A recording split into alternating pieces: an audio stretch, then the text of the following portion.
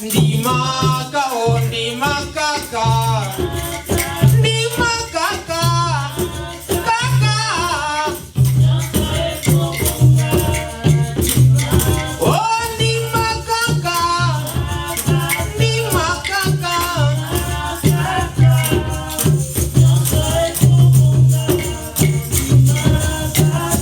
Prions ensemble. Remettons le culte de ce soir dans la main de notre Seigneur Jésus-Christ. Oh Dieu, donne-nous aussi, ô Père éternel, la joie, l'amour, la paix, ô Dieu Tout-Puissant, dans nos cœurs. Afin qu'ô Père éternel, nous puissions t'adorer librement, te louer, te chanter, Seigneur. Sois avec nous, ô Dieu de gloire. Commence avec nous, ô Père. Prends prééminence de ces cultes, ô Dieu, de ces lieux, ô Père éternel. Et prends prééminence de chacun de nous, ô Père éternel, de chaque esprit, ô Dieu de gloire. Nous chassons loin de nous les esprits, ô Père éternel, mauvais, qui ne confessent pas ton nom, ô Dieu. Nous voulons, ô Père éternel, s'associer à toi. Nous croyons que tu es avec nous, car ta parole ne ment jamais. Nous croyons que tu es là, ô Dieu Tout-Puissant. 2 ou 3 réunis en mon nom, je serai au milieu d'eux. Nous sommes plus qu'à 2, nous sommes plus qu'à 3.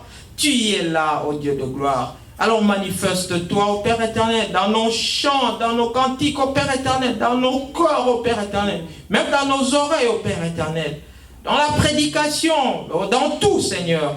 Nous nous remettons entièrement et totalement tes mains. Et nous croyons que tu nous as écoutés, car nous t'avons prié au nom de notre Seigneur, Dieu Tout-Puissant, Jésus-Christ.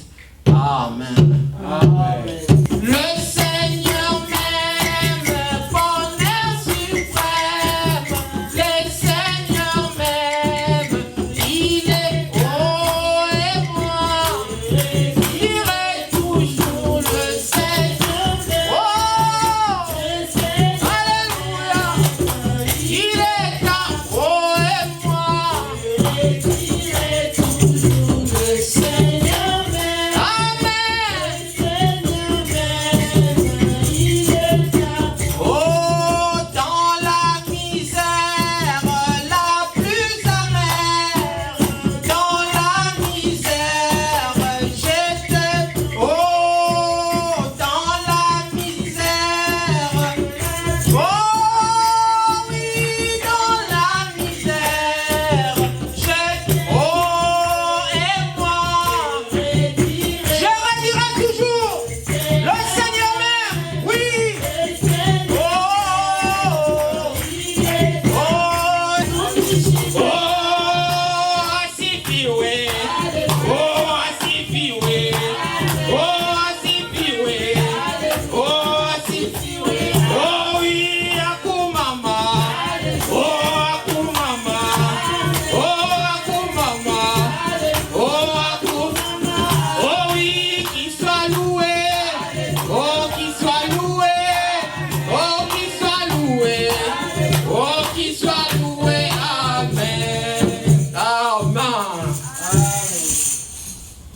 Chanson individuelle.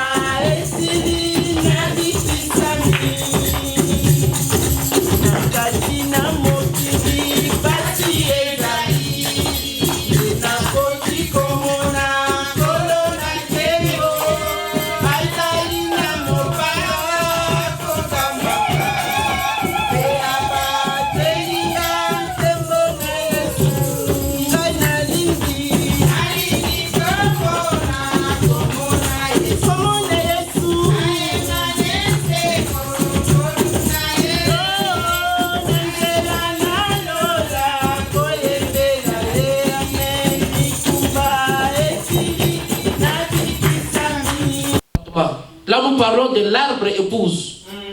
La vie va se retrouver dans la graine.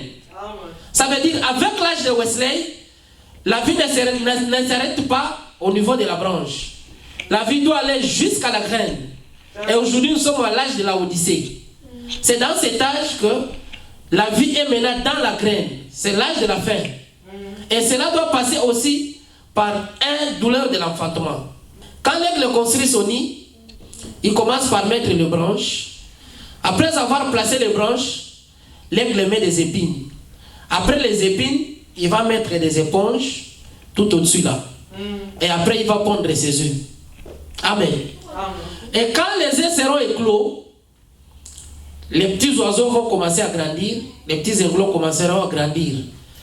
La mère aigle va enlever les éponges qu'il avait placées au nid. Et à un certain moment, les aiglons, quand ils vont commencer à bouger, ils seront taquinés par les épines.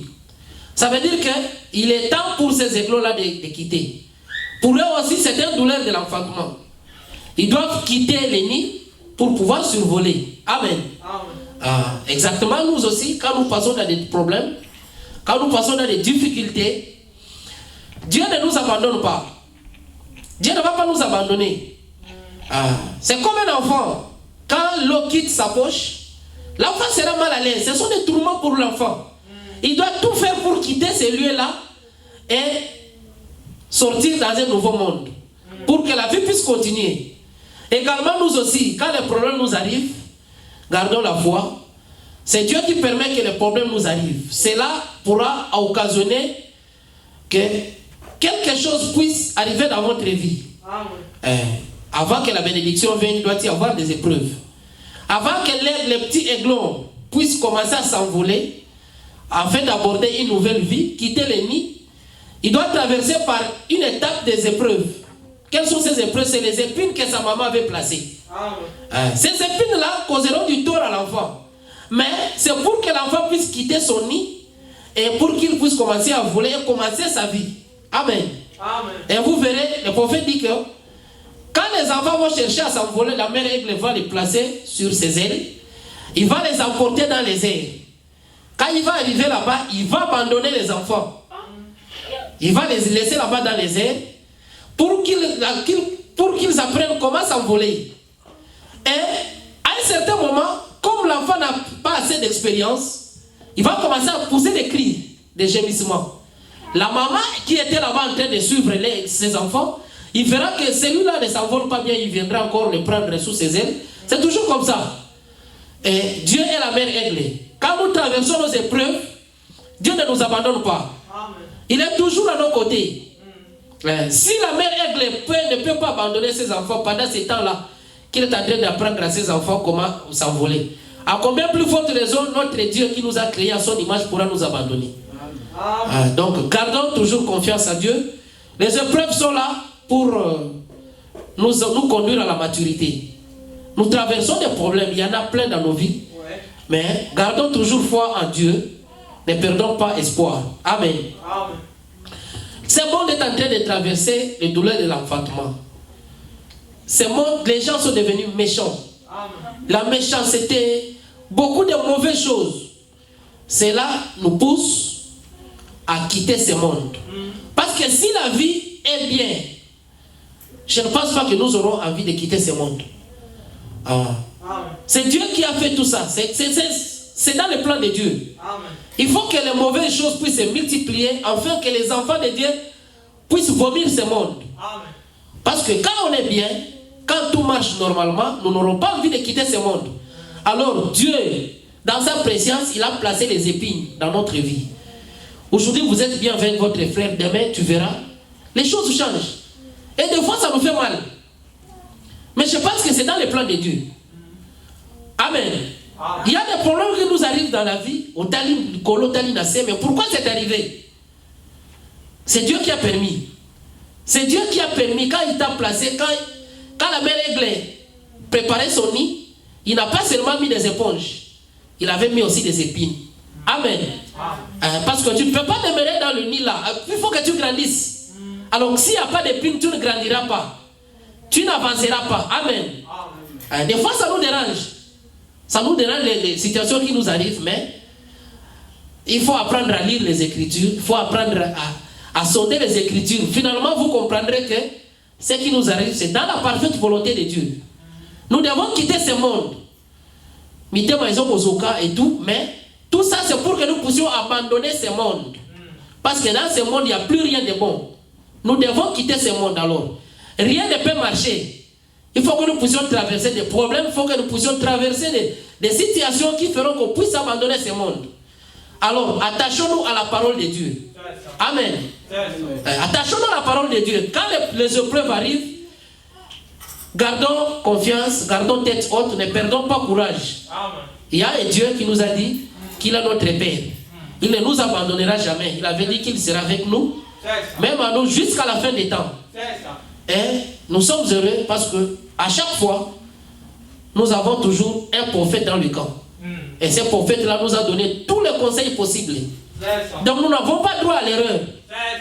Le prophète nous a donné tous les conseils possibles. Préparons-nous pour la nouvelle Jérusalem. Elle est réelle. Préparons-nous pour cette ville-là. Vous savez, quand je suivais la prédication du prophète, le prophète a vu l'épouse défiler. Amen. Ça va faire un peu la joie. Le prophète a vu l'épouse défiler et après il a vu l'épouse des États-Unis. Le prophète a pleuré, il dit, c'est ça mon travail que je fais. Le prophète a pleuré. Mais après ça, il a vu la vraie épouse. Et le prophète dit que l'épouse qu'il avait vue là ressemblait à l'épouse de Paul. Comment était l'esprit de Paul? Revenez un peu dans les Écritures. Paul n'était pas un homme qui blaguait avec la parole de Dieu. Souvenez-vous, Paul a réprimandé Pierre. Pierre avait marché avec Jésus-Christ, mais devant l'hypocrisie, Paul l'a réprimandé. Amen. Et William Branham n'a pas blagué avec la parole de Dieu. Vous savez, les femmes à l'époque n'aimaient pas Branham. Il l'appelait misogyne. Il disait Branham n'aimait pas les femmes. Parce qu'il a crié contre les femmes. Amen. Donc aujourd'hui, nous sommes dans le message de William Branham. On ne peut pas nous regretter le mal. Quand je te vois derrière mon frère, étant mon frère, je viendrai te voir. Amen. Si vous me voyez aussi en derrière, ne me regrettez pas, venez me voir. Amen. Parce que c'est ça l'esprit de ces messages. C'est ça l'esprit de ces messages. Amen. Nous nous préparons pour aller au ciel. William Branham a dit qu'il a prêché comme Paul. Amen. Si c'est des Paul entrent, les siens aussi entreront. Et dans la vision, il a vu son épouse entrer. Et cette épouse ressemblait à l'épouse de Paul. Amen. Ça veut dire, ce message, nous sommes dans la vérité. Préparons-nous sérieusement. Parce que nous devons quitter ce monde. Nous devons vraiment quitter ce monde. Prenons les choses au sérieux.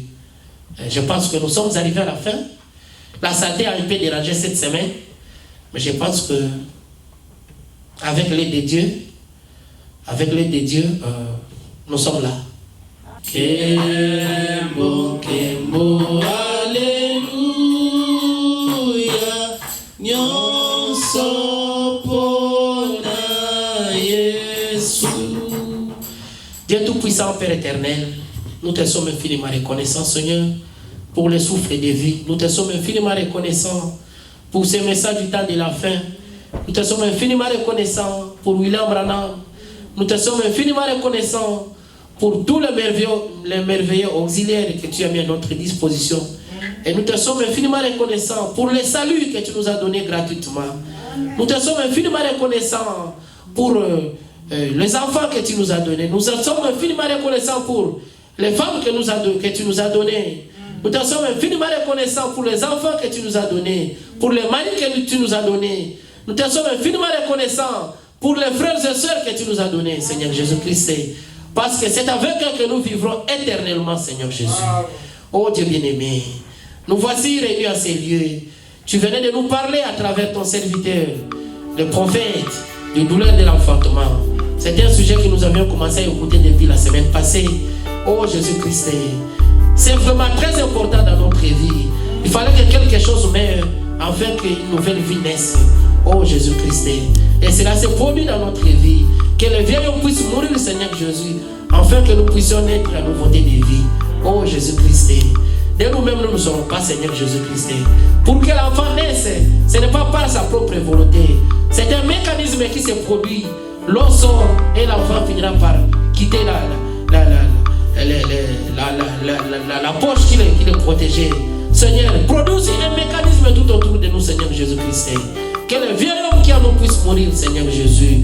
Que l'ancien système puisse mourir, Seigneur Jésus. Oh Père éternel, afin que nous puissions, Seigneur, entrer dans une nouvelle vie, Seigneur, auquel nous deviendrons, Seigneur, des épîtres écrits, quand nous marcherons, quand nous parlerons, que les gens puissent te voir au travers de nous. Seigneur, ne nous regarde pas à travers nos péchés, regarde-nous à travers le sang qui fut versé au calvaire. Oh Seigneur Jésus, ce sang avait formé une fontaine, et prends, Seigneur, nos erreurs, nos fautes, jette-les dans cette fontaine de l'oubli, Seigneur, qui est le sang d'Emmanuel. Oh Seigneur, bénis chacun de nous qui est venu ici. Oh Jésus-Christ, fais qu'en chemin de retour, que nous puissions te protéger et que nous ne puissions pas oublier ce que nous venons d'écouter ici. Que nous ne puissions pas être des auditeurs oubliés, Seigneur, mais que nous puissions ruminer, Seigneur, ce que nous venons d'écouter, afin que cela puisse nous donner la force tout au long de la semaine. Oh Jésus-Christ, bénis les offrandes et les dîmes qui seront récoltées. Oh Dieu Tout-Puissant, bénis tous celui qui donnera. Même ceux qui ne donneront pas, Seigneur, ne pense pas les bénir afin qu'ils donnent les jours à venir. Bénis tes enfants à travers le monde entier. Reçois notre prière ensemble avec toutes les prières qui t'ont été adressées aux journées d'aujourd'hui, Seigneur Jésus. Oh Père éternel, quand tu bénis les autres, ne nous oublie pas. Seigneur, si tu nous accordes encore nous rencontrer une fois de plus, la gloire te sera donnée. Au nom de Jésus, nous t'avons ainsi prié. Amen. Amen.